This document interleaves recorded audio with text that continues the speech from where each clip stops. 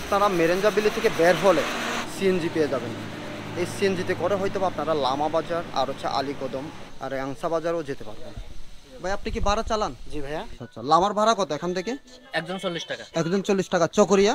চকরিয়া একজন 80 টাকাও নি, হ্যাঁ, 100 টাকাও নি। 100 টাকাও নেন। আর এখানে ঘোরার মতো কোনো জায়গা আছে? আপনারা তো সিএনজি চালান, খুব ভালোভাবে বলতে পারবেন এখানে কি ঘোরার মতো আর কি জায়গা আছে? এখানে ঘোরার মতো স্পট আছে। আচ্ছা, ওখানে আশেপাশে? আশেপাশে আশেপাশে বলতে লামা পৌরসভা আছে, এখানে পৌরসভা সুন্দর, মানে আচ্ছা। পার্কের মতো করতে, আচ্ছা, ঘুরতে আচ্ছা। মজা পায়। মায়ের লেক আছে, মায়ের লেক আছে, মায়ের লেক আছে, আলী শোরুম আছে, তারপর হচ্ছে যে ওয়ামরি আছে, থানচি আছে, এবং কি আপনার হচ্ছে যে এখান দিয়ে হচ্ছে যে সুকিয়া বেলি আছে, অনেক স্পট আছে। আর ঢাকার বাইরে বা ঢাকার ভিতরে চিটাঙ্গে অনেকেও ঘুরতে আসেন, তো তারা যদি এখানে আসে তাদেরকে গাইড নিতে হবে?